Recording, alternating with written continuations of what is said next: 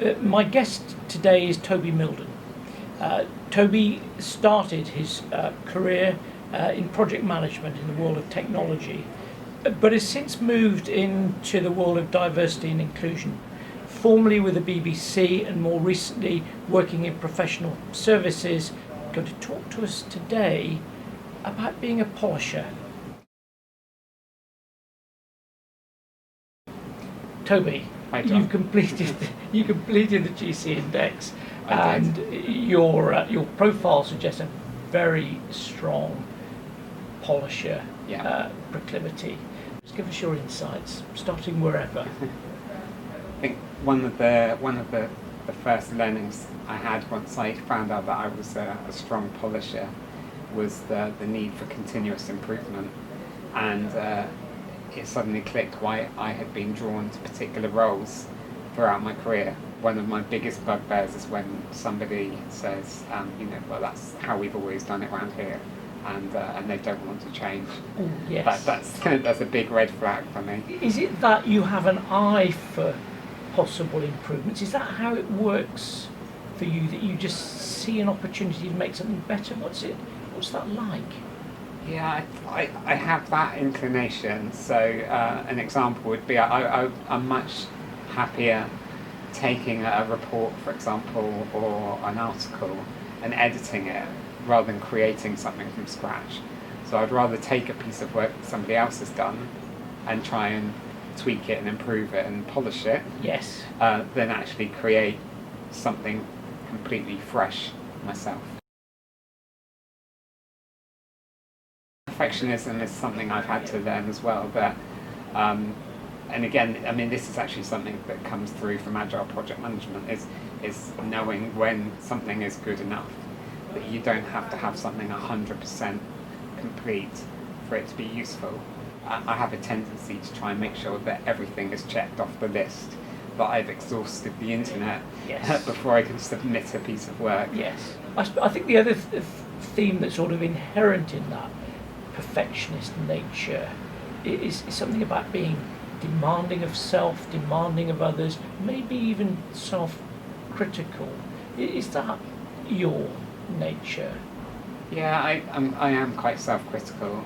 I would say that I'm probably not critical of others, but I do have an internal dialogue if somebody produces a piece of work that I don't think is good enough. The theme in here is having standards that you expect yourself to live up to, Yeah. and possibly you expect others to live up to. There's actually an emphasis on coaching people. My expectations of what I believe the product should be, but also helping them be the best that they can be. I would say that the coaching skills that I've developed have been very much learned, but they have served me really well and have helped me be a more effective polisher. Yes. It's interesting. So here you are with a very strong polisher profile, and just to remind you, the rest of the GC Index framework, the implementers who are happy with good enough, and the strategists who see direction and bring focus to action, and the radical game changers with ideas of creativity and playmakers.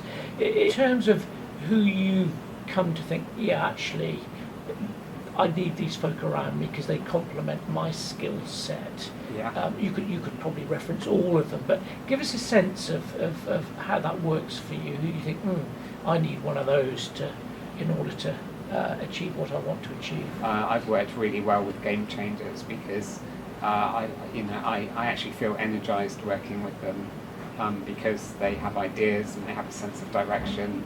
They gain benefit from me. Yes. Because I can take their ideas and kind of shape them and polish them. Yes. Similarly, I work really well with implementers because we're both task orientated, Yeah. but they've got a much more they have a different skill set that seems to complement Yes. the work that I do. Yeah, and they might turn to you and say, "Stop it! That's good enough." Yeah, Given what you exactly. were saying earlier. And I quite Yeah. value that feedback. Yes. People telling me just to stop. It's Yeah. good enough. It'll do. Yes. Yeah.